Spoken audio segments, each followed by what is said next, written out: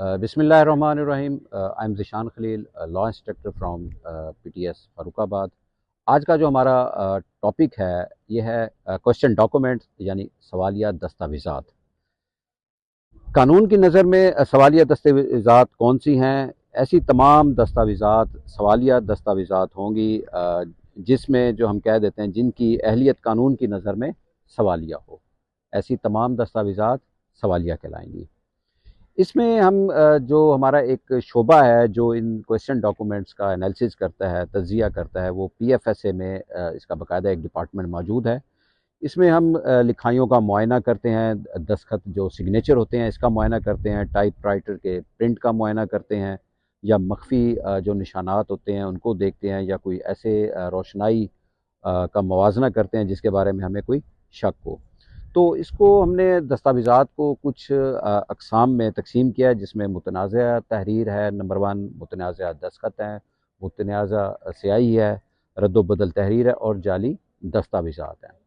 तो आज सबसे पहले देखते हैं कि मुतनाज़ा तहरीर क्या होती है। ऐसी दस्तावेज़ात जिनकी तहरीर मुतनाज़ हो, मसलन इकरारनामा, वसीयतनामा, तलाक़नामा वगैरह हो सकते हैं। मुतनाज़ा दस्तखत, ऐसे दस्तखत जिसमें दस्तखत जो हैं किसी शख्स के वो मुतनाज़ हों, जो कि मिसाल के तौर पे चेक पे या रसीदात या मनी ऑर्डर पे किए जाते हैं।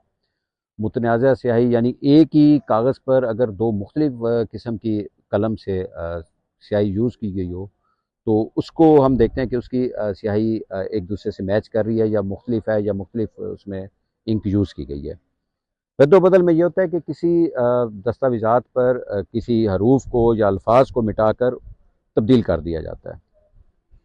और जाली दस्तावेज़ात ऐसी दस्तावेज़ात होती हैं जिसमें नकली दस्तावेज़ात बनाकर जो क्रिमिनल लोग हैं वो अपना मकसद पूरा करने की कोशिश करते हैं। मिसाल के तौर पर लाइसेंस तैयार करते हैं, सर्टिफिकेट तैयार करते हैं, जाली मोहरें तैयार करते हैं, पासपोर्ट तैयार करते हैं।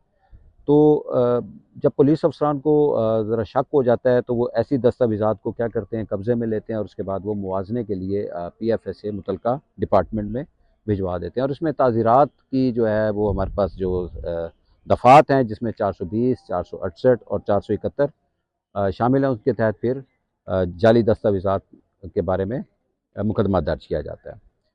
अब यहाँ पर एक इम्पॉर्टेंट बात ये है कि इनकी पैकिंग जो है वो कैसे करनी चाहिए और कौन-कौन से हिफाज़ती इक़दामात करने ज़रूरी हैं।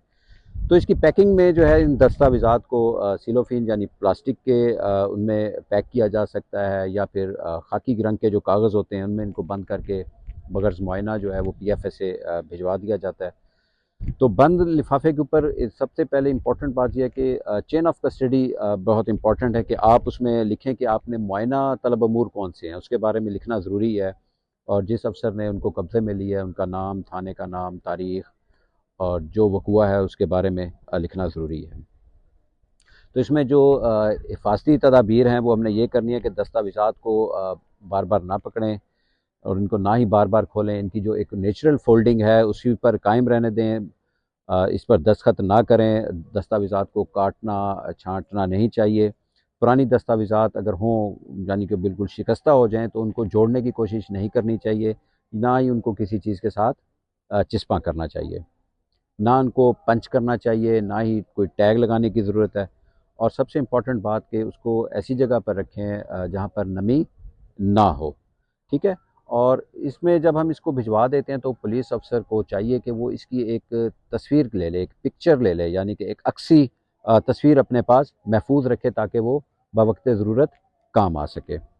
अब जब हम इसे इन दस्तावेज़ात को मज़बूत लिफ़ाफ़ों में बंद करके मुआयना के लिए पीएफएसए भिजवा देते हैं, तो मैंने कहा कि इसके ऊपर तफ़सीली इसकी जो तलब अमूर हैं, मुआयना तलब अमूर हैं, उनको बयान करना ज़रूरी है, ठीक है? मुफ़स्सल नोट लिख देंगे।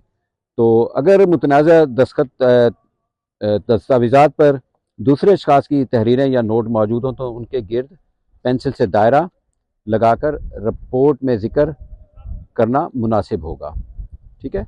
ताकि मुआयना करने वाले को दुश्वारी ना हो, ठीक है? और इसमें इम्पॉर्टेंट बात ये है कि पार्सल को एक ज़िम्मेदार पुलिस ऑफ़िसर जो है वो कब्ज़ा पुलिस में ले, और इसको जब इसका पार्सल बनाए तो उसे सरबा मोहर इसमी लगाए, और उसके ऊपर इसको बुनियादी तौर पर इस पे कोई स्टैंप या वो लगाकर अपने सिग्नेचर कर दे। और इस बात का ख़्याल रखें कि कोई भी सबूत ज़ाया ना हो। उम्मीद है कि आपको ये लेक्चर पसंद आया होगा। अगर इस बारे में कोई क्वेश्चन है तो आप अपनी राय दे सकते हैं।